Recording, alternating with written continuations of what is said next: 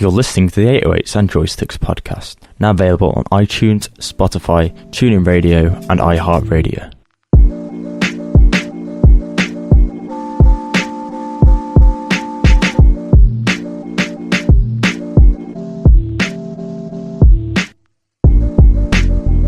Welcome to 808s and Joysticks, the show that bridges the gap between games, music, seasoned with pop culture. I'm Tairell, and joining me today, as always, is Tom. Yeah, so it's been sort of a not that busy few weeks in the world of films and TV, but we've had a decent amount of gaming news. So we're going to jump straight into that, and the return really of a quite pivotal character towards the start of the industry, someone that a lot of people like this character and the games that come with it. So that's Abe. So Abe from sort of Oddworld and Odyssey, sort of stuff like that. Abe's Odyssey. Mm-hmm. This game, Oddworld Soulstorm, looks incredible compared to like the old Oddworld games. I know they remastered them recently, but this like is taking it to like another level as such. But it's still sort of in keeping with the style and like theme of the whole Oddworld series. Yeah, exactly. When I was looking at it, I was thought, wow, look at the graphics and look at how they progressed the game. Like from all these years, you took core elements, just as you said, and just expanded upon it, and it's just crazy. Mm-hmm. And yeah, they did this. No big publishers, no risk schedule, no like compromise or anything. They didn't take no deals from Epic or anything. They did it all their way, and it just goes to show you can make a really great game and a reasonable price as well at $40, which is quite rare these days to get a $40 game with such content. Apparently 100 hours of gameplay. So wow, like for $40, you barely get that these days. When you pay for a $50 game, you get an 8-hour campaign. Like just look at the comparison. Mm-hmm. It says there's 12 to 15 hours playthrough initially, but then the replay value adds up to that 100 hours. Yeah. But they did really well with the New and Tasty remix, which was the remake of Oddworld Odyssey, Abe's Odyssey. Mm-hmm. And that's sort of like you said then funded them to be able to do this. And it's, if it shows that, like you said, if you do make a quality game and people buy into that, you can have a successful business going forward. You just have to not. I think the trouble is a lot of people now, we've seen it a lot. People sort of put a risk on a big game and then rush it out early and it doesn't make the money they want. And then that's when we start to see the downhill like progression. But if you take your time like that, the remake came out, I think around 2014, 2015. So it's now 5 to 6 years on from that. And they're releasing this game in 2020, Soulstorm. So they've been working on it for a long time, but they're not trying to rush it out the door, which is a good thing to see. It's something we've spoke about a lot on the show, that we want people to care more about what they're making and not rush it as much, because it does give better quality. Exactly. And also talking about how you don't have to necessarily take the deal. I know sometimes the deal is sweet, but maybe sometimes, the payoff will be much better in the end if you deliver a much more, honest depiction of how your game was supposed to be, just with no compromise. As I said, like creative compromise is probably one of the worst things that like plagues the industry. Like it happens to everyone. Like everyone at some point has to compromise their creativity, and I think it's time to stop doing that, and it's time to just take risks. Maybe it won't be as much money as you expect it, but if it's something you enjoy, then the money will come. Yeah, I mean, that's what it's about, isn't it? Money is like obviously runs the businesses. I was reading earlier that an Epic Store exclusive by an indie developer, so the game's called Phoenix Point, they initially cost them 500,000 something to fund the game, and then they are releasing it to Steam a year later, but they got 191% back from Epic. So Epic gave them 955,000 just to have it exclusive without the sales. So already they've made a profit there, which for an indie developer, it is really hard to turn that money down. You know, you're making a game, but then it's risk-free. You've already made the money back that you spent on the game, and the rest is just profit from there. And while it might not be the best thing for people who don't agree with it, it is still going to go to all platforms. But also, the developer, you know, if they make a good game, then they can use that money in the future to fund a new game and not have to rely on things like that. Exactly. That's the whole debacle with the Epic Store. It's the bad stuff that's also outweighing a lot of the good stuff. Like, there is a lot of positive things happening by taking an Epic deal. And I know I was talking about creative compromise, but if you can get a deal in such a way where the game is finished because Epic's not a publisher, that's a lot more different, should I say, really. Like, it's a launcher. So to have an exclusive on a platform, it was happening on consoles a lot. Like, I just don't really see why it is now a problem when it comes to PC. Yeah, I know Epic has problems with security. I know these other things. And I've like the Chinese government's involved and Tencent and whatnot. Yeah. So what? Like, if that was really the case, then you wouldn't trust Facebook, you wouldn't trust Twitter, you wouldn't trust a lot of these places that have been compromised time and time again.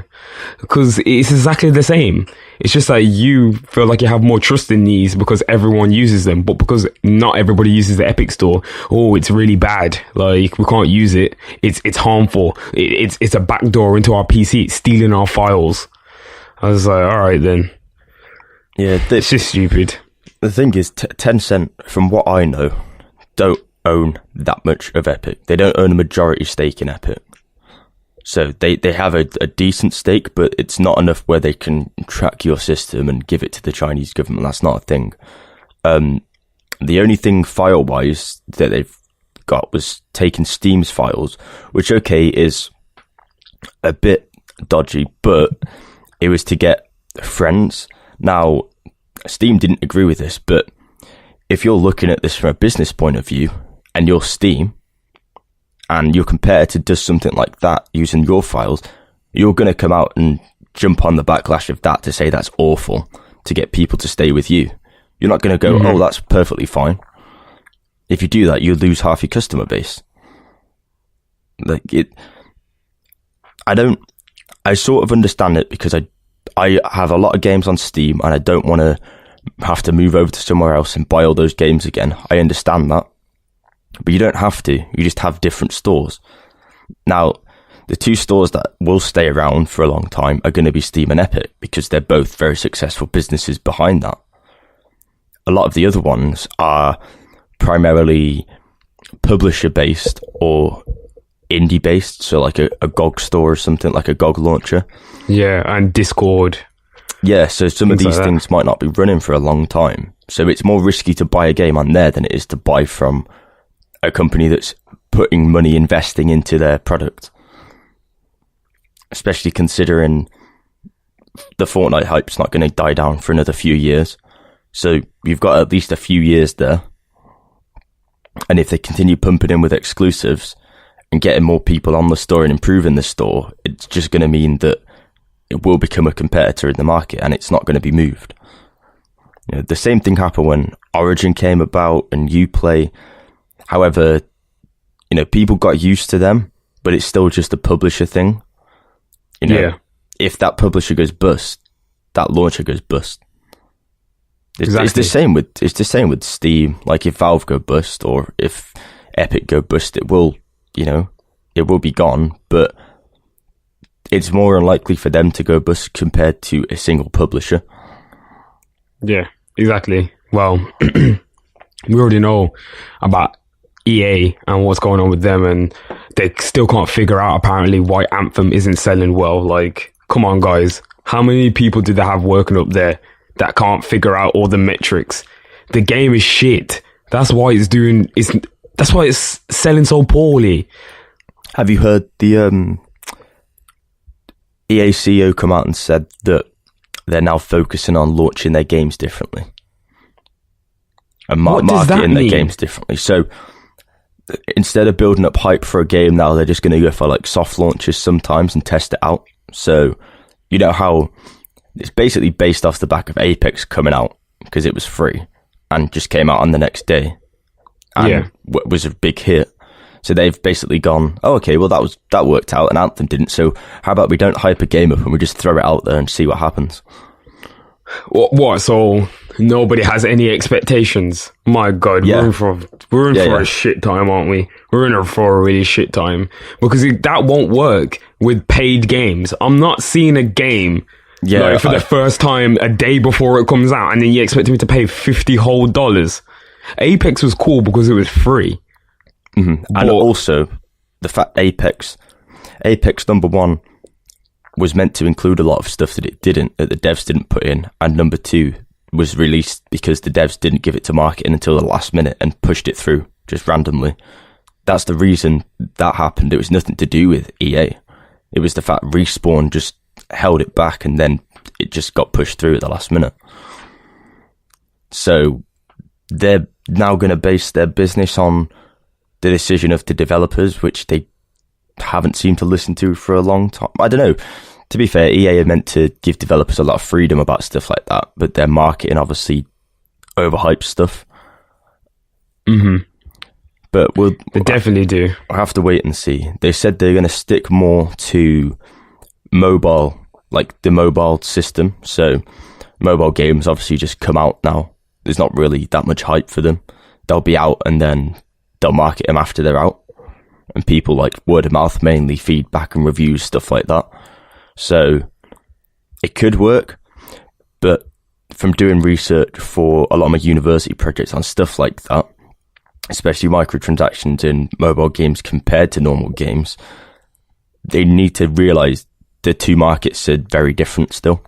They're not the same market. Yeah, there's a lot of casual people. They're definitely not the same market. No. Obviously, you know more than me. But even I can tell that they're two total different markets. Yeah, there's the vast majority of people that are on mobile mainly are just doing it because they want something to do on their phone. Like, it's like if you remember when people had a Nokia, I don't know what it was. Yeah, the old brick Nokias. The 3210? Yeah, something like that, or the 3300. 3310, yeah. You know, people played Snake on that. It doesn't mean they went home and played on a PlayStation. You played Snake on your fucking phone because you're waiting. That's true. It's not like, you can't ever really suspect the mobile gamers to be exactly the same as, the home console gamer or the PC gamer or whatever. Those are, two totally different markets. Any marketing firm can tell you that. Or what are these companies doing, man? Their stats, obvious. Let's just move on. There's got to be stats to back it up, but that's what I'm saying. We'll have to wait and see. So even we was talking about money, we was talking about publishers. We was just go over this real quick. The Payday 2 publisher, Starbreeze, may not last another year, and it's just one of the sad things of the industry, I'm afraid. Even though it published Payday 2 and Overkill's The Walking Dead, which I think didn't do well. Didn't it get pulled from Steam? It got pulled from every store. Yeah. Okay. That game did not do well at all. I think that is probably why. Again, though, possibly down to overhyping. It could be. That game it looked pretty good and it was overhyped, and it was also delayed a lot and then may have been rushed out the door and it was a bit buggy. So it's a combination of all the factors we tend to see now with companies that go on that downward spiral. It is a volatile industry. It always has been and always will be. But there are people that have been in the industry for a long time that have constantly been successful. And a lot of them don't rush a game out for no reason. If you look at the Nintendos or the Sonys, maybe even Microsoft in that as well. Like the big players, they don't tend to do that as much. Mm-hmm. And the reason they're still here is because of that reason. They understand what people want and will make sure that, whatever they bring isn't going to just flop at the last minute and not make any money at all. Well, it was due to that, and it was also due to some fraud allegations as well, about insider trading within the actual offices. So they basically fucked themselves. Yeah, it's sort of ironic that they made Payday 2 as well, though. I know. Very ironic. Oh, gosh. Well, that's just some sad news, but if they were doing insider trading, that's just sad for, like, the people who were being, like, honest and just trying to do, like, their work, and, like, this bunch of, like, fucking guys that just has to ruin it for everyone, and now the business is failing. Yeah. So, I wouldn't say that's necessarily a gaming problem. That's sort of a rare one-off thing, but it will happen in any industry. It can happen wherever. Yeah. It's just unfortunate. Definitely. But, yeah. The other big news this week, something that we covered it before, like when PlayStation released their first State of Play, and then they released their second State of Play this week. I actually didn't know that it had come out. I don't know if that's just because I wasn't following it because of the day it was on, or just because it just wasn't announced that well. The only reason I knew it happened is because I kept seeing the Final Fantasy VII remake trailer, and it was a new one, and I was like, oh shit, like, did Square announce something? But I was thinking, no, Sony's definitely handling this Final Fantasy. I know they're handling all the promotion and that around it, not Square. So I looked up, and then it seemed that Sony did a State of Play. So I'm thinking they're going for the whole Nintendo Switch kind of well, not Nintendo Switch, the Nintendo Directs, where it's just on, they just tweet State of Play live now or on YouTube, and I guess you just watch it, which is kind of cool. But I think they should announce dates rather than just doing a surprise little stream, because I think then people can prepare themselves, and then they can look forward to it. They can if people like us, when we need to do information gathering, sometimes we miss news like this. It's just a lot easier for people to follow all the information. Mm-hmm. We've seen a lot of possibly better than the first one. We've seen a lot of good stuff. So I can't remember what it started with. Sorry. So it opened on Monster Hunter World, a new expansion pack called Iceborne, which looks really good. I've played the game a little bit, but I've still not jumped into it as much yet. I've not had the time to jump into something like that. But Monster Hunter World was a massive success, and this Iceborne expansion, which is apparently a massive expansion, not just a small thing. Apparently it's really big. It looked really good. It adds more monsters to the world, different environments. It's definitely going to be interesting, and they did say that we'll see more at E3. So that's sort of confirmed for E3 now. After that, we've seen things such as the new Medieval remake that's coming out. Mm-hmm. I'm pretty excited for that. Again, they've sort of gone into their locker, pulled something out that's a classic, and remastered it, but well. Oh yeah, in such a amazing way. Think about the old Medieval and the way it looked, and you look at the remake and it's crazy. It's so cool how they've captured the cartoony aesthetic, but it's such a high level of detail. Yeah, it's really cool. Yeah, I mean, I'm all for remasters or remakes, such as we've had Crash, we've had Spyro. We're going to get Medieval. We had Abe's Odyssey. Yeah. If these classic games keep getting remade, not like over and over. But if someone pulls another classic game up and remakes it with like the same style and graphics, but keeping that sort of soul in it as well, then I'm all for that, because you get the nostalgia feel, but also it is a brand new game because of how technology's changed during that period of time. It's something that I'm excited for.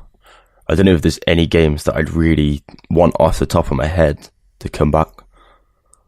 But well, I have to have a think. Maybe next show we'll come with a list of our remasters that we want, like dream remasters. Yeah. Well, we got Crash Team Racing obviously coming. That was announced at the previous State of Play.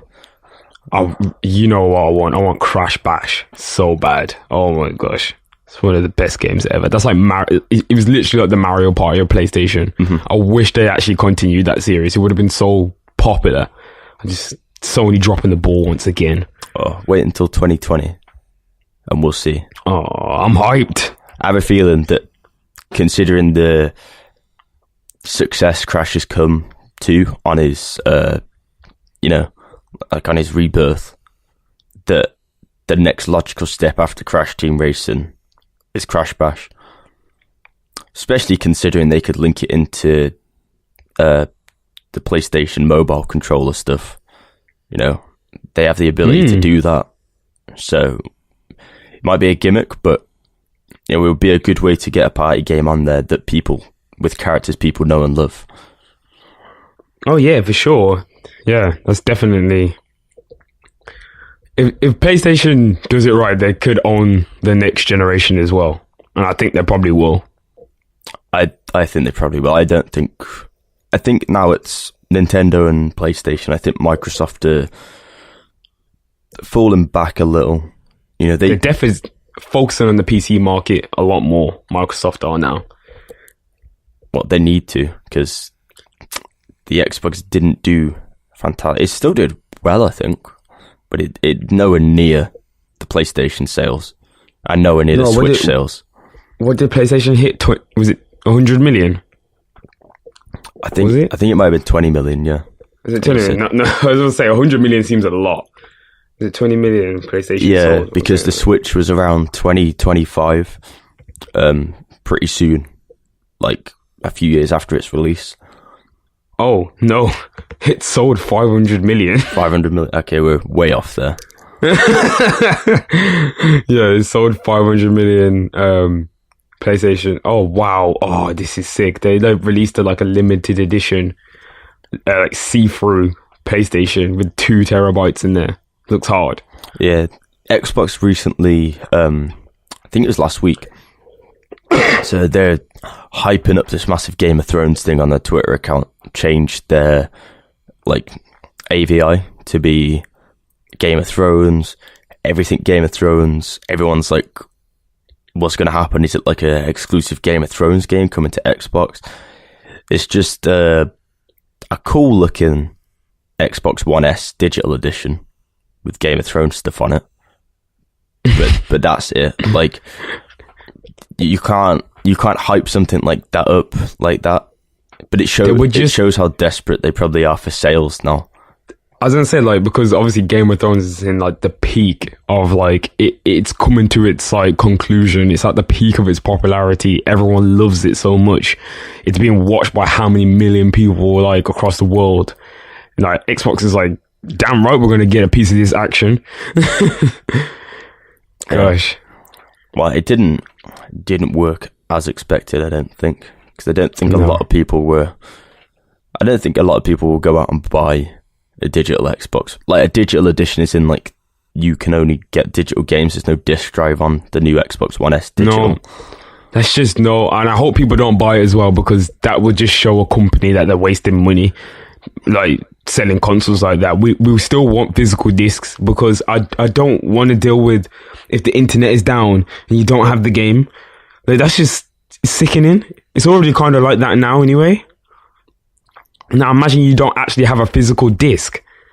Fuck, you can't even play any games because your console's offline. That's one thing I don't mind about PC. Digital stuff on PC I'm okay with, but on console, I don't know what it is. I don't know if it's the nostalgia feel or just the fact that it's easier to put a disc in a console and get it to work because it's designed just for that one thing. But I like having the boxes. I like having the games that I've got and like displaying my console games and picking them. You know, for PC it's easy, you've got a launcher. But yeah, I feel like console operating systems, you have to go through that whole menu. On like PlayStation or even Xbox, it's really hard to find what you want to find. Like, you don't have a mouse, you just have to go down, down, down. Yeah, exactly. I thought that as well. It's just very digital games. It just isn't for me. The download speeds as well, they're not that great in English. Well, it depends where you are, but mine isn't spectacular, and it just takes too long to download things, and just can't be bothered. I just want a disc, and yeah, you might have a few updates that won't take too long to download, but when you're downloading like a 40 gigabyte game, or some people who was downloading Red Dead for like a week, no, it's just too long. Yeah, I've got some digital games, but it's not, you know, they're more things that I've bought if it's a good deal and not that big of a game. But apart from that, mainly all my games are on CD or Blu-ray, whatever PlayStation uses, whatever format we're using now. Yeah, but we'll go back to State of Play. There was, like you said earlier, Final Fantasy VII remake reveal, new trailer for that. What were your impressions on that? Well, first off, I want to thank Sony for actually being a real ass, real ass company has actually finally say something about Final Fantasy, because nobody at Square was saying anything. They refused to say anything about Final Fantasy. Now, I don't know whether that's just because there's a few weird things going on at Square at the moment where, the guy from Final Fantasy 15, he left and then made his own studio the next day, and announced his new game and didn't finish the DLC. Kingdom Hearts came out, and some people say it was an amazing game. Some people said it was just And then, I don't know. I don't know what's going on at Square, but they had Nier Automata, so they still got great games, and I know a sequel for that's going to be on the way soon, so we'll have to see. But the Final Fantasy trailer looks amazing. The remake, wow. It's like you can't even call that a remake. That's a restructure. It's totally different, gameplay style. It's just crazy. The graphics, everything. I never thought we would ever even get this game from when it was first announced for the PlayStation 3 as a tech demo. In 2007 or 6 or something like that. And everyone wanted it, and it never came. And all these years later, and we're finally here. Just a little bit sad that it's going to come in an episodic form, but it is what it is. Whatever they have to do to get the game out.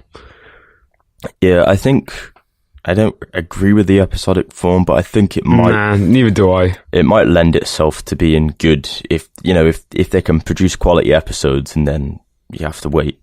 The only trouble is with a Final Fantasy game, if you complete an episode, then you really want to just get on to the next one. You don't want to have to wait 6 months until you can do the next thing. Well, I'm thinking the best bet is to just wait until the full, all the episodes are out, and then just buy that edition, because then that will be the full game, won't it? Just all in one. Yeah. Rather than you have to play 5 episodes. I don't even know how many episodes it's going to be split up to, because Final Fantasy VII is a long game. So I'm wondering if it's just going to be episode 1 and 2, or is it going to be 3? We have no idea on that yet, which is still a little bit annoying, but it is what it is. Yeah, and there was also more mentions there that we'll find out more at E3 for Final Fantasy VII at the end of the trailer. So I don't know if that means, because obviously Square hosted their own E3 thing last year, so whether it's just Square going to be there and they'll talk about it at E3, but it'll have Sony branding or Sony presence on it, or Sony are going to be there in some kind of form, but not a massive thing. Because we know Sony are going to be doing something around E3. Sony's going to be doing something. They're going to have either like hide out a venue somewhere real close, or set up like one of those crazy marquee tent things that they did last time. What was it called? Like the PlayStation Dome or something like that. I can't remember that. They essentially did that anyway last time, so they were just going to do the same thing. I don't know why they were being so cryptic saying we're not going to be at E3. Like, you did the same thing last time, Sony. Just stop it. Anyway, we're kind of running over in this little section. But I think it is just important to talk about the ongoing controversy. Some crazy YouTube stuff went down. We ain't going to say too much on it, man. Just can't believe, like, the Pro Jared is just essentially just a piece of shit. Like, apparently it was always there. I never followed him. Did you follow him?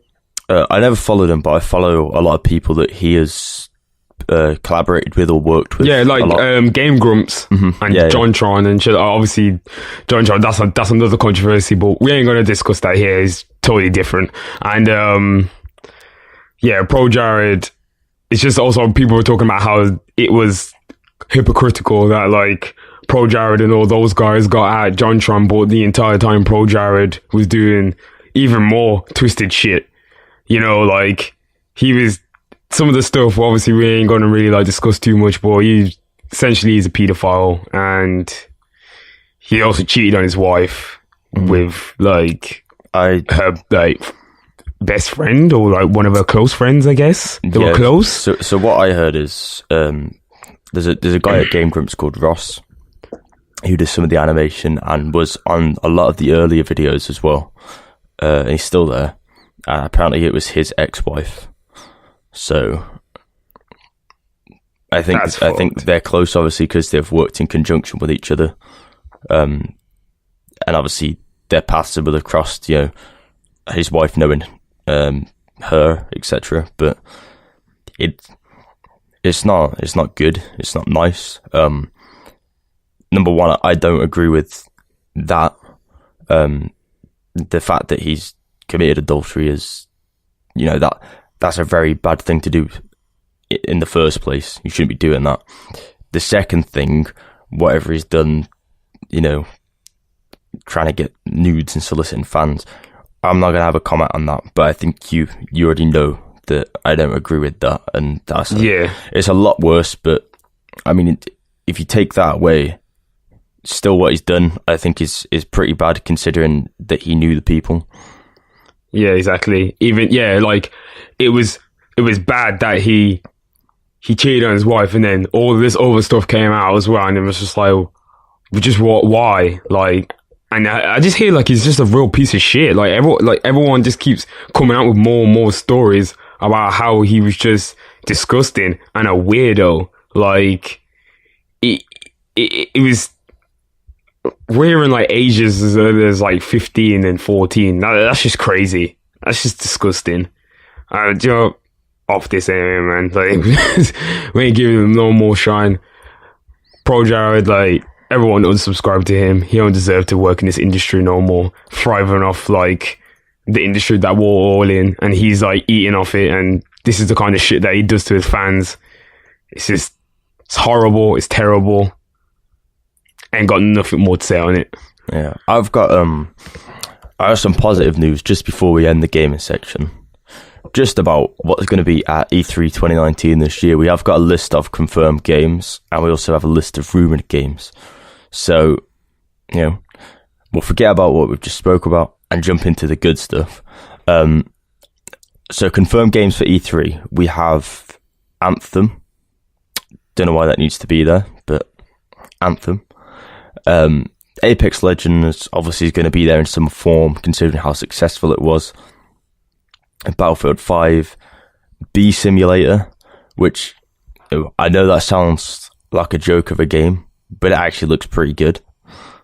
Yo, let me check this out. Bee Simulator is a good game. Like, it's... I can't explain it, but it's like an actual simulator rather than something like Goat Simulator. You know, you have to actually look after yourself and the environment, stuff like that. It's also come to Switch, PC, Xbox, and PS4. So it's going to be on all consoles and all platforms. This game looks hard. Yeah. What the hell? When's it out? Is it already out? No, it's going to be announced at E3, I'm guessing. Oh, it's just going to releasing at the end of 2019, and we'll have a physical version. Wow, this is sick. And there's a lot of those games now. A lot of another game that was in State of Play 2. Tom, it's co-op. It's co-op. Okay, that's hard. Yeah. So another game that we forgot to mention in State of Play 2 was a game called Away, which is a survival game, a nature survival game where you play as like a little flying squirrel, I think, and you have to survive against a lot of the different animals that are there. So there's like crabs, leopards, stuff like that. So you have to, like, if there's a leopard coming, hide in a bush, make sure you don't go anywhere near them. It looks really interesting. It's meant to be like a post-apocalyptic world, but just full of nature. So I like these games now. I like how people are moving away from just having human protagonists or human like animals with human like features as protagonists, and just going straight into nature stuff. We've seen like a big rise in it, and I'm down for that. Like anything that's different, why not? Yeah. Sorry, back to E3. We've got Borderlands 3. Obviously, he's going to be there. Cyberpunk 2077, which apparently has changed a lot since we've seen the gameplay demo. So I'm looking forward to that. I'm nervous, but so excited. Doom Eternal, a game that you're really excited for. I'm hyped. Oh my god, the last Doom. Everyone go play that. Amazing. Probably one of the best campaigns I've ever played. So much fun. Yeah, Dying Light 2, obviously. You already know, we're hyped. Good co-op game that's looking very good. So I'm interested in that. Farmer's Dynasty, another good game. Nah, I don't know. What is that? I don't know what that is. Some sort of a farming simulator, I assume. FIFA 20 obviously is going to be there. All the EA Sports games will be there, like Madden, NFL 20, Fishing Planet, it's coming. It could be a good game if you're into fishing, so keep an eye out for that. Halo Infinite, obviously the big one, exclusive to Windows and Xbox One. Will we see more? Will we not? We'll have to wait and see, but it is confirmed to be at E3. Do you know what I just noticed on this list? That Doom Eternal's got like Stadia, like in their platforms. That's crazy. It's the only one coming to Google's new service. There's also things like The Sims 4, Star Wars Fallen Jedi, obviously we spoke about before, World Rally Championship 8, Werewolf the Apocalypse, Earthblood, don't know much about that. And then The Sinking City, which, again, is coming to the Epic Store, I think, and it looks okay, but we'll find out more there. Rumoured games. So we have things like Ancestors, the Humankind Odyssey, which is a game based around Neanderthal sort of people, I think. It looks that looked hard. Pretty cool. So I'm interested for that. Animal Crossing 2019. I don't know if we'll see anything from that, but it's rumoured, so we might see. The Avengers project, I don't really think we'll see much from that. Coming, I don't know when. Apparently, it still is coming. It's Square that's still working on it. Well, so we'll see. Beyond Good and Evil 2. Now, I think we'll definitely see something from that this time around, because we've seen a lot last time. Yeah, I think we're definitely going to get a release date and probably like pre-order and all the platforms. We will probably get announced for Beyond Good and Evil 2, because they had that. I wonder if that competition is still ongoing. It's what's it? It was like a collaboration effort, wasn't it? That they announced last time. That was really interesting. And hopefully, a lot of those things will help get into the game and make it feel like more of a real world as such. We also have things like, what we got? Gears 5 is going to be coming, apparently. A bit of rumour there. No. How are you going to skip over the big one? The Elder Scrolls Blades. Oh, that whole company, Bethesda, is just wow. Sometimes I just think, do they really know what they're doing? Or we just let them get too far? Well, you gotta bring Skyrim to every platform before you can release the next one. Maybe we'll see Elder Scrolls 6. It's unlikely. It's very unlikely. Yeah, it's because Todd Howard kept saying, yeah, that's way... Oh, we'll see Starfield, won't we? Their new game. Maybe. We'll see. I don't know. We might see like a... Well, after Fallout 76, they'll have to control it very well this year. So we'll see. They might have to bring out the big guns and show some gameplay from new games that are coming out 2 years in the future. They might actually have to.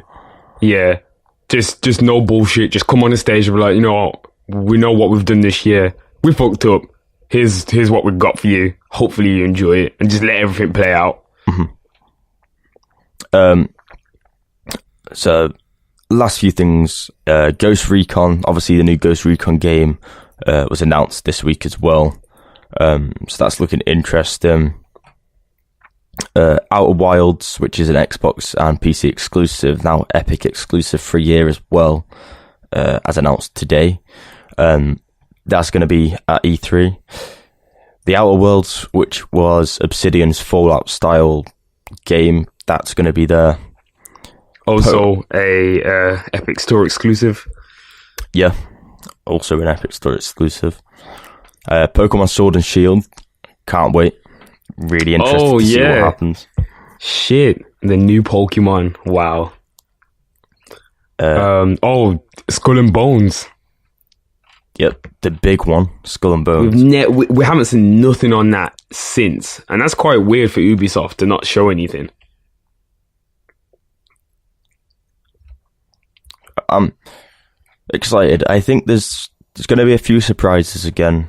There's apparently a few unreleased IPs that are in the works, and some games that we've known about for a long time but have never got a release date or a platform confirmation or anything like that we've not really seen a lot of. And I feel like this year is going to be the year that we start seeing stuff like that, especially considering a lot of people aren't going to be attending the conference as much. Like Nintendo and Sony aren't really going to be there as such, are they? In a physical presence. Yeah, they're not going to really have a presence like that. I don't know if maybe... Did Sony say they're actually just pulling out altogether? Like, so they're not going to have any games on the show floor or anything like that? I'm not sure. They just said they're not going to be there, but they will host their own event, obviously. And I'm guessing it'll link into times so that everyone can still watch it. They'll plan for stuff like that. But it's exciting. It's 30 days now. 30 days from the day of recording today, until E3 starts. So crazy. Yeah, it's going to be good. And get ready for our coverage. It's going to be bigger and better. Yeah, we might have to delay some coverage because I might be in America for a little bit, so we may have to not do live coverage this year, but we will cover everything when we get the details around E3 time. Yeah, of course. Yeah, we'll definitely be. Don't worry, we will have a good rollout for E3.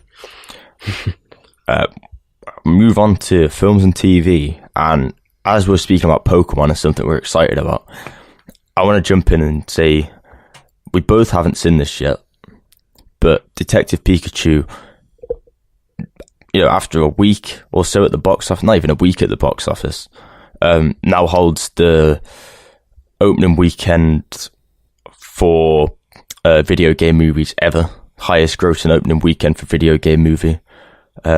$58 million in its opening weekend, compared to Lara Croft Tomb Raider in second. And that's the 2001 Lara Croft, by the way. And you know for a fact that film only sold as well because it had Angelina Jolie in it. Right?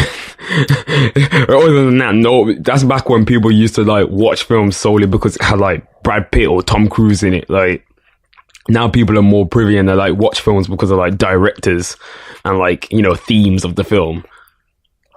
We also have Angry Birds in third, and then Pokemon the first movie down in fifth. So that only earned 31 million its opening weekend.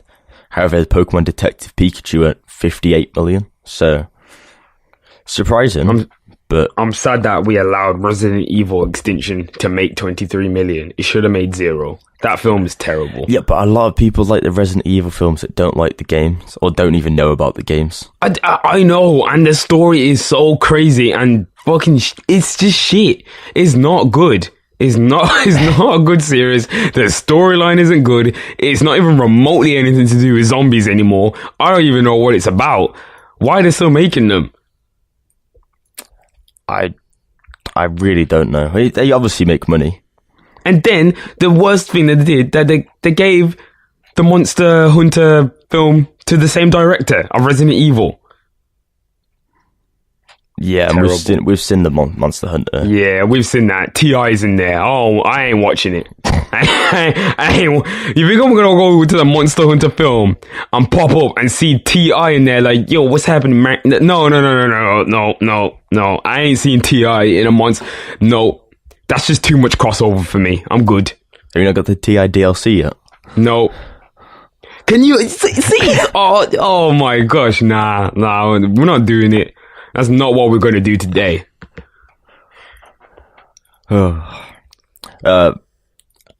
Something we've both watched, actually, that we can discuss.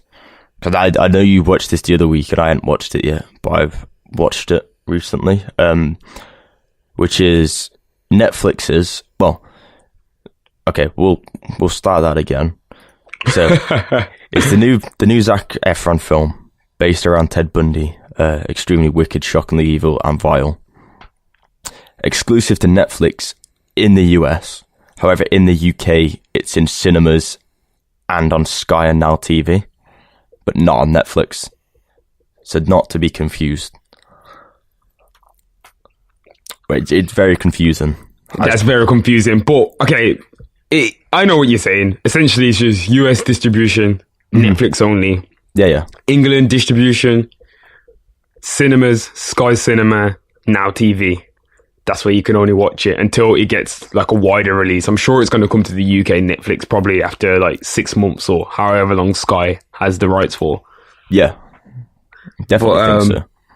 We both watched it with our valid Sky boxes, and and I haven't finished the film actually. I only watched half of it. I fell asleep, and while I watched a bit, it was okay so far, but I didn't really see like the twisted side to Ted Bundy yet in the film. Like, he was still like the family man, so I was a bit weirded out at first. What do you feel about it? Like, I already know the story, so it ain't really spoiler. So yeah, I mean, I know the story. I'm going to say followed it intensely because that's a bit, it's a bit weird. But I watched the Ted Bundy Files, the series on Netflix. Oh yeah, that's Ted a Bundy really tapes. great series. Yeah. Oh man, when I watched that, I didn't even know the extent of some of the shit that he did, man. It's fucked. He's mentioned in a lot of true crime documentary stuff like that a lot of the time, or crime scientific stuff about the mind of serial killers, stuff like that. So to see it on like a big screen was, I don't want to give him credit for anything. It's not there for that reason, but it is good to sort of see the story, and the people that wouldn't really watch stuff like that, they can watch this and understand that like this person can have, this nice loving family guy, but also be a completely different person. And Zac Efron did play his part really well in the end.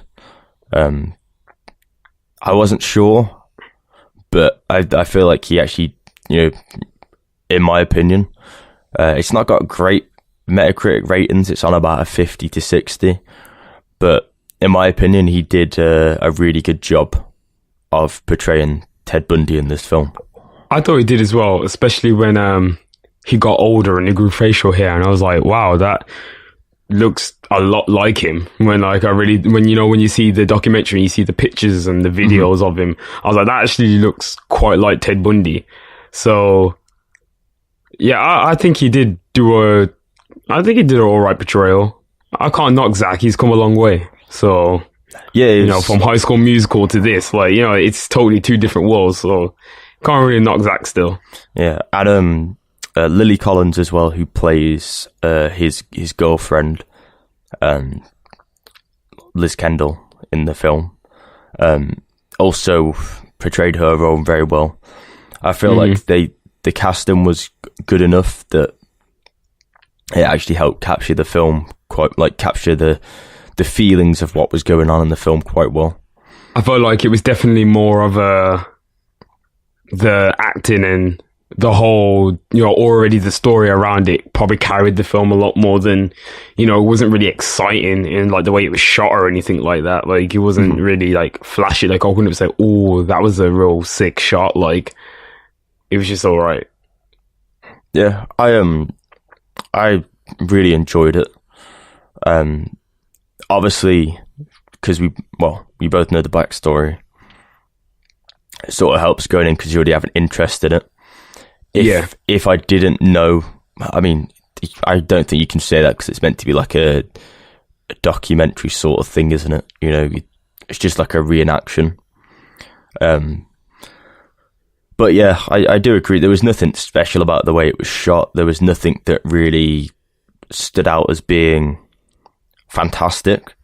But the performances, when you compare them to sort of the real life counterparts, are good performances. They accurately depict those people and how they would have been feeling or acting at that time. Yeah, it's a weird one, but I do think when obviously you didn't watch the second half of the film, but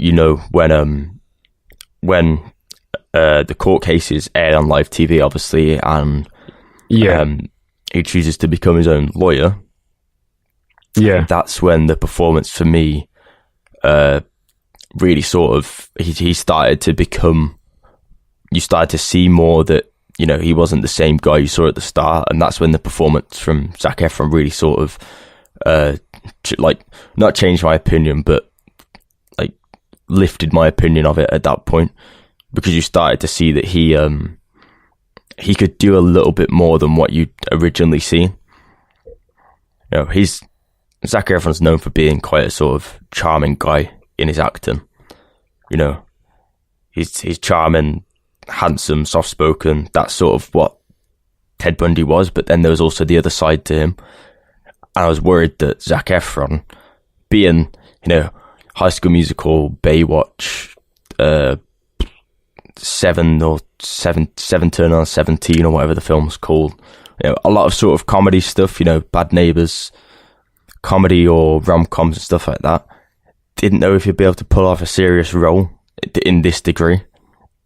But fair play to him, he did it, and he did it well. So, is it a good film? But I wouldn't say it's going to win anything. Yeah, I can't. Yeah, definitely. I felt like they were hyping it up like it was going to be like amazing. When like somebody on Twitter puts like, "Oh, the new Ted Bundy film looks so cool," and like the trailer's been like edited and like shot like in such like a stylized way where you think the film's going to be pretty good, but it's not. It's just okay. But moving on anyway, because it's going to be quite a short one. Have you watched all of Castle? I didn't know if you watched all of it or not, but I just watched it all the other day. Yeah, I watched all of Castle Rock when it came out. Yo, Tom, I'm sorry for sleeping on it, okay? I'm sorry. It's odd. It's good. Oh my gosh, it's so good. It's just the twists and the turns, and like I just didn't expect it. Like it's just crazy. Like Now that's something I can say is like brilliantly shot, like the way how it is shot and everything, and the coloring and stuff. Like, yeah, you just feel like you could. It's just ominous. Like the whole town is just weird. Like you just feel so weird. And then when you pick up like the nice little like nods to all the different Stephen King books, and like how they keep reintroducing like different characters from the books, and you're like, oh, that's crazy, and like children and like nieces and stuff like that of like some of the protagonist of some of the books. Mm-hmm. It's just really cool how they've like created this like universe now, and how season 2 is going to introduce even more characters, such as Misery is going to be introduced into the next season, which is really cool.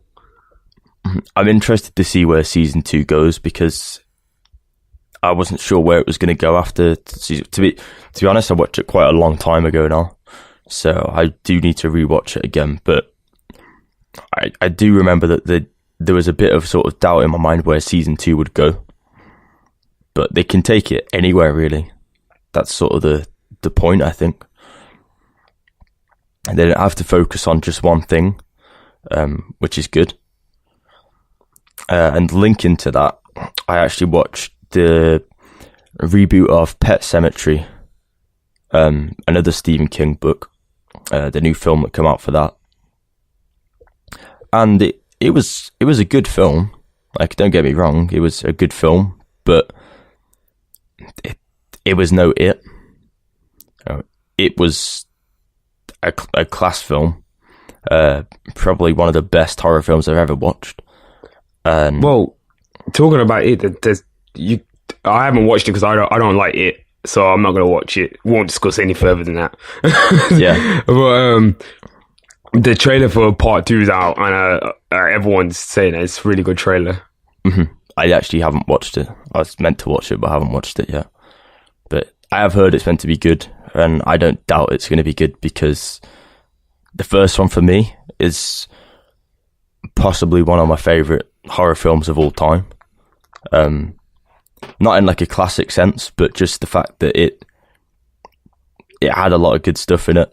You know, portrayed it did justice to the book. It did justice to actually scaring people, and you know, the lore that's behind it all. It's not just a clown. You know, there's more to it than that. So yeah, I did. Yeah, like Pennywise is. Well, I don't want to spoil it for anyone. I know what Pennywise is. Like, it's not just a clown. It's weird how the first film came out. You just really think he is a clown, but he isn't. Like, yeah, it is very different from the TV series that come out, because I don't know if that really should be spoken about, but it was meant to be okay. But if you compare, like, obviously the difference now in what's available to use and whatnot for filming and costume stuff like that, but it's completely different. And also Bill Skarsgård, the same guy that's in Castle Rock playing the main character. Bill Skarsgård plays Pennywise, and Bill Skarsgård I've followed for a long time, back when he was in Hemlock Grove, and he's a very good actor. Shit, man.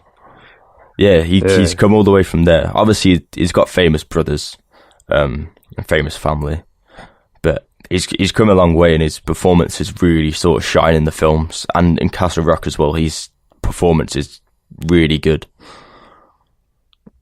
He wouldn't have been as creepy. No, the boy, he wouldn't have been as creepy or as confusing if Bill Skarsgård didn't put in the performance that he did. Yeah, exactly. Because he was crazy. Like I really liked how he portrayed that character in Castle Rock. It was such a weird protagonist / antagonist to play.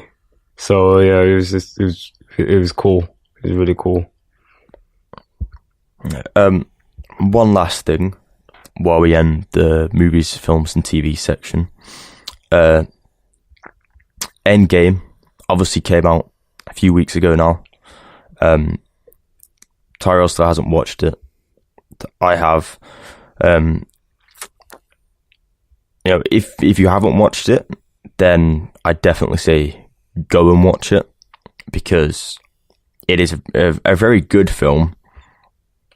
However, my personal opinion, with no spoilers, is just that the hype for it was built up a little too much. I think people were expecting more Infinity War, and it's not that, which I didn't mind, but I felt like there was,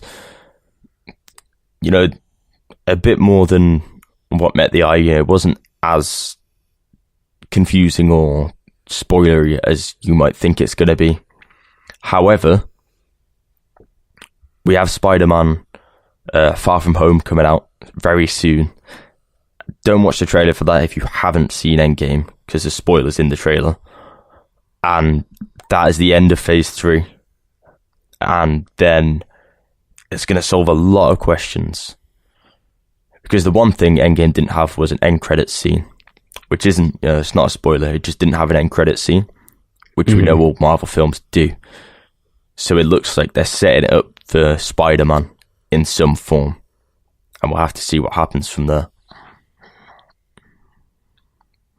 For sure. Well, moving on to the music section. As I said, this is going to be a short but sweet show. I'm just going to run down quickly all the new releases. I know you probably want to just get off a little quick message about your boy Biebs. Yeah, I'm happy about this. No, he's been teasing for a while. I don't know if this is going to be a joint EP between Ed Sheeran and Justin Bieber, because while the one song has come out saying I Don't Care, there has been he has posted some other stuff with other titles of songs, so I'm not sure if it's going to be a joint EP or just this one single. But either way, the video's coming out. They doesn't seem to be taking themselves seriously in, which is good. And it's nice to see both of them back, but especially JB, because he's had his issues with mental health, stuff like that, being in the media since he was young, and it looks like he's sort of finally come over that now, and he's starting to enjoy his life again and enjoy his music. So, I'm happy with that. Yeah, I was cool. I commend it. Like, the song, it's cool. Obviously, it's not my style, but I understand what it's there for. It's Bieber, it's Ed Sheeran. It's there for just them. Like it's like a pop bop. You know what I'm saying? Well, I feel like Bieber's gonna come with some real fire in the album, though. Yeah, I feel like he's been keeping quiet. He's been working with people, and hopefully he's been working with like a lot of different producers, playing with that R&B sound a lot more, because I just like that side of him. Especially from like Journals. I still play that. That's still crazy. That's what I want. I want Journals. I want Journals as a proper album. We need Journals too, because I like the song. I like I Don't Care, but it just, for me, like, I much prefer his stuff that's more R&B based, or even like his last album Purpose wasn't too bad. It had some good songs on it. It's a nice mix. It's a nice mix of like pop, dance, and R&B, and a little bit of like trap. So I'm hoping for that. I am hopeful, but we'll just have to wait and see. Well, moving on. We also have a release of Romdeful. Press L to continue. Shouts out to Romdeful. Yeah, he's a Birmingham native. Comes from around our area, and yeah, just support him. That's all we can say. Gus Dapperton, Where Poly People Go to Read. Logic. I know you've been listening. I haven't listened to this Gus Dapperton album yet, but I know you probably listened to it because you put it on the playlist quite a few times. Yeah. I'm just short and sweet. He's singer-songwriter. It's pretty nice. A bit like poppy to it, but a bit of soul to it as well. Like it's good music. If you like sort of bedroom pop, is what I think is what it's called, or something like that. Then you'll probably like Gus Dapperton's new album. For sure. for sure. Logic, Confessions of a Dangerous Mind. Whoever's listening to this again, like his last project, when he dropped that Young Sinatra 4, we ain't talking about Supermarket because that was garbage. When he dropped Young Sinatra 4, it wasn't bad. Like, I liked it because he went back to his old style of like rapping over like just good beats. But he tries way too hard. Like, he sounds like Eminem now. It's weird. Like, it's like he's morphed into Eminem. I don't know if Eminem's been like mentoring him or something, but he actually sounds like him. I'm gonna listen to the album just to see what it's saying because I hope Eminem's not mentoring him. I hope Eminem ain't mentoring anyone. Yeah, I don't know. Have you listened to any of this yet? Because I ain't heard a single track. No. Oh no, wait, I've heard a couple bars that made me just think, yeah, I ain't listening to this. Nah, it doesn't really interest me. Yeah, I might listen, but I doubt I'll get past don't like worry. 3 songs. I will do a quick skim through to let you know if it's worth it or not. Because that Supermarket album just wasn't even worth the skim through. There was one song on that I liked that was not his original content. It was just a remix of an older song. Wow. So oh yeah, and then he was complaining about samples. Like, get off your high horse, Logic. Like, you are so rich now, just pay for samples. Like, 30 years down the line when you're broke and not relevant, what are you gonna do then? Yeah, you gotta get all those broke people that need samples. It's unbelievable. Anyway, Big Stormzy came back with Vossi Bop. I like the song. Song's really cool. I like the dance as well. Dance is real cool. It's just a real nice, he's been away for quite a while, so this is like a cool new single to introduce his new like era, I guess, and more music to come apparently. So we'll keep an eye out for Stormzy. Probably gonna have a big year next year. Skepta, Grease Mode, and he also released, I think he released the title track Ignorance is Bliss as well. I think he did. I'm not quite sure. He released 2 singles. They're both really good though. I'm pretty sure they're going to make an appearance on the playlist this week. Vampire Weekend, Father of the Bride. Now, I was a little bit skeptical, when I seen Vampire Weekend, but when you put that song on with Steve Lacy, I listened to the other songs that they also released, because they released quite a lot of songs before, and it's really good. I was like, since when did Vampire Weekend do this kind of like style of music? Last time I checked, they were doing like that one really famous song. I can't remember how it goes. You know the one, the real popular one. I can't remember, but either way, they were doing that kind of style. Matt DeMarco, Here Comes the Cowboy. I haven't listened to it yet. I actually forgot it was coming out. I'm going to listen to it. It's very cowboy-y. Oh, I thought that's what he set out to be like. Why is it like real country kind of? No, it's just sort of like still Matt DeMarco, but like bit of old western vibe in there now and then. I like it. It's a nice, relaxing album. That's what I like to hear. Beauty Marks by Sierra. I don't know. Now, is this a single or an album? It's an album, I believe.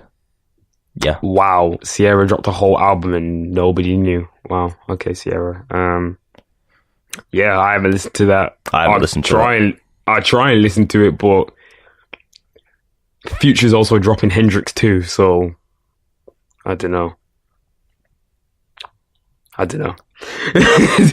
Slimier by Young Nudie and Pierre Bourne. Very hard. Didn't have Kid Cudi on there though, with Carti.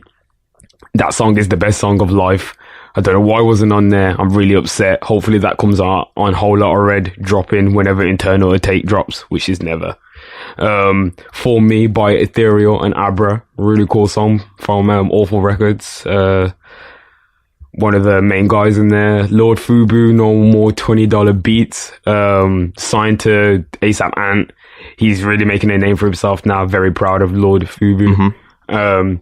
And Safe Stay. This is OVO affiliated artist, had a few bangers back in the day, and this project seems pretty solid, so definitely check that out, and check out the playlist, which will definitely have songs from probably all of these projects on there. Yeah, so continue on with music. Obviously, it's been a big festival week in America now because it's coming up to the summer. Most recently, we had the festival Rolling Loud. And there's news coming out of that Lil Wayne actually cancelled his Rolling Loud set and decided not to perform on stage after he was, refused from being checked by security. That seems to be what I've heard and seems to be what he tweeted out. So he tweeted out, "To all my fans who came to see me at Rolling Loud, I'm sorry, but I won't be performing. The festival police made it mandatory that I had to be policed and checked to get on the stadium grounds. I do not and will not ever settle for being policed to do my job and give you guys a great show. I will be at Story tonight for the after party, and you can catch me on tour with my brothers Blink-182 this summer." Oh yeah. Lil Wayne's going on tour with Blink-182. Yeah, that just sounds amazing. Like that's just gonna be so. That's just gonna be so sick. Like, imagine like Lil Wayne like drop the world with like Blink-182 doing the background. Like that's gonna be hard. Yeah, but I don't know if I agree with him or not here. Like, I understand his point of view, but I also understand the festival police doing their job as well. Yeah, I also, like, I understand it as well, but if everyone had to go through it, then I guess you have to go through it as well. Do you know what I'm saying? If everyone's had these searches, now it would be a little bit funny if they were just, pointing out just Lil Wayne, but I feel like everyone had to go through these police checks, if you know what I mean. Yeah. But then again, because Kodak Black was detained by the police just before his performance, so maybe Lil Wayne was just like, he might have been coming through with the loud to Rolling Loud. Do you know what I'm saying? And maybe he didn't want to. What do you mean might have? Lil Wayne was definitely coming through with the loud to Rolling Loud, and he's probably thinking, I'm not risking it at all. So fair enough. Like, if he doesn't want to be policed, because true say, if he goes to other festivals and that never happened, to him, and he is Lil Wayne, he's a very big, premium artist, and he isn't into none of that, like having guns and stuff like that. Like, Lil Wayne's he's too old for that now. He's too much of a vet now to be moving that way. He's got his people that would do that for him. So it's just a little bit like, I heard like it was a mess anyway. Opening night, there was like an active shooter, like rumor, and everyone was stampeding and running for their lives. People got trampled, people broke their legs, all sorts of stuff. So just have to just see. But more positive Lil Wayne news, he is now the face of Bape and UGG. So shouts out to Lil Wayne. Face of Bape. Yeah, Bape X, like Bape X UGG. Yeah, he's got like a collaborate. Yeah, he's the face of that. I did not see that coming. I know, it's crazy, but the collection looks cool though. I won't even lie. Got some real cool like Bape UGG slippers on there. Do we want to move on to the big news? Oh yeah, what's called it? Oh yeah, Uzi said that the album's complete, but we ain't listening to him anymore. IGOR is dropping, everyone. IGOR is dropping. And if you don't know what IGOR is, Tom, tell them what IGOR is.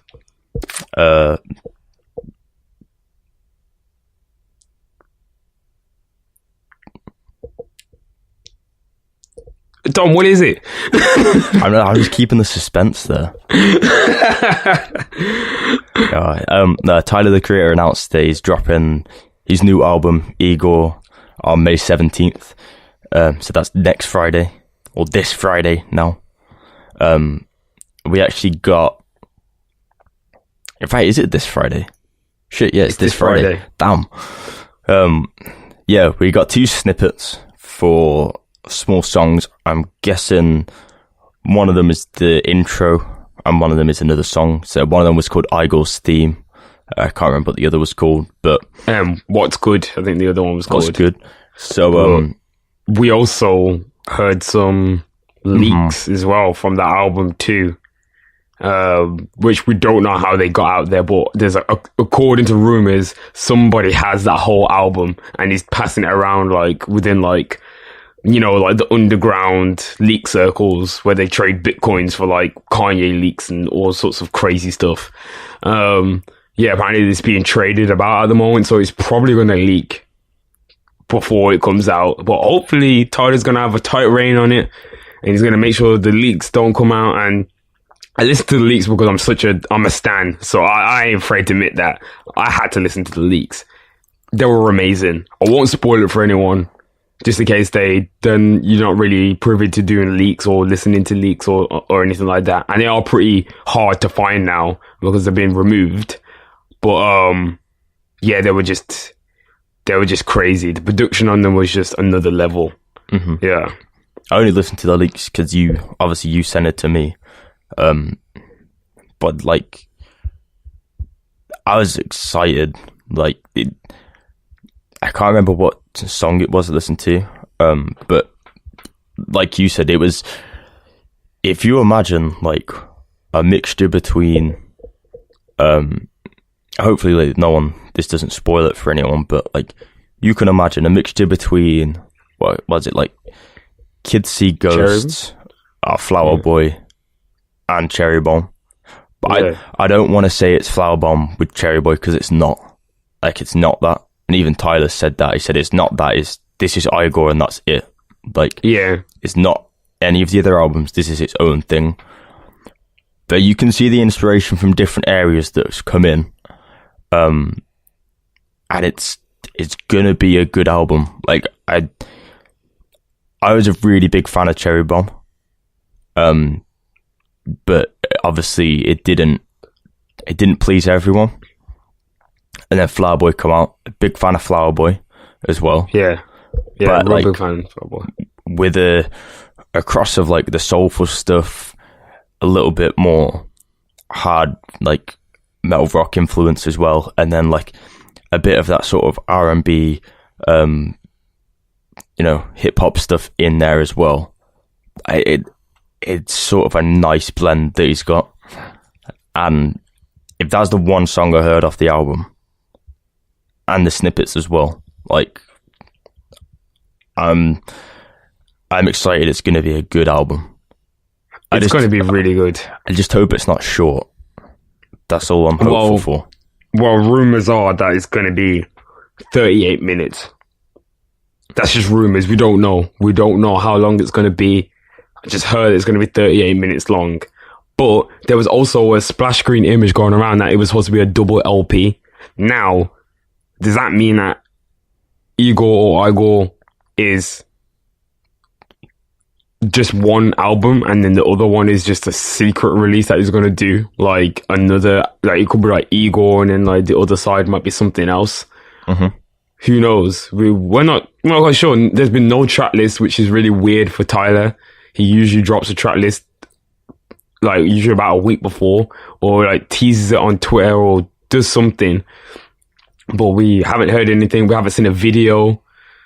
Well, we've got anything. We've got the teasers and that's it. We've got the teasers and that's it really. But we haven't seen, like, usually when he's doing a new project, he comes out with a video and it's usually 2 songs and both the songs come out on the same day. Except for Bieber. He made us wait until Wolf to listen to that. And it's arguably one of the best songs on there. Yeah. And I don't think anyone can deny that. But like, if you see the build up to Flower Boy, obviously his last album, like you just said, we did see a lot of stuff before it. Considering this is coming out on Friday, May 17th, and we've only seen 2 10 to 30 second snippets. That makes me feel there is stuff there, but he's just keeping it quiet. Yeah, he has to definitely drop something else, because there's no way it can just be like IGOR out now. Like, do you know what I'm saying? Like, something's just a little bit off. Do you know what I mean? Like, so it's got a date. It's not a surprise album, so I don't know what he's doing. But hopefully this just points towards like a really cool rollout, I guess. Yeah, I think, I mean, that's most of the stuff we have to cover this week. There's only two more things I want to say before we end, which is, Frank, if you're listening, and Bino, if you're listening, where's the fucking album? I just want the Guava Island soundtrack. That's all I want. Yes, please. I need Saturday in CD quality. I'm sick of listening to the recording. It's not the same. I want Red's Cargo. Oh yeah, we want Red's Cargo.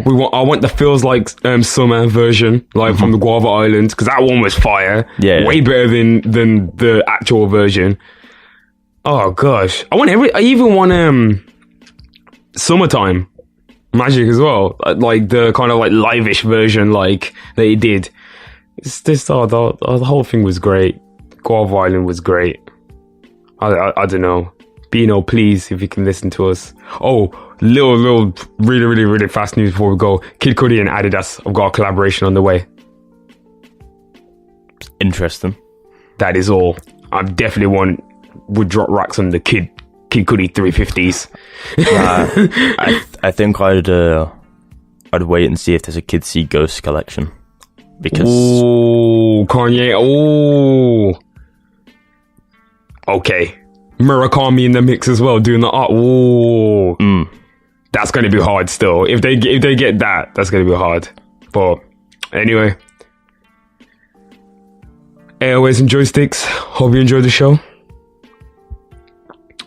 Peace.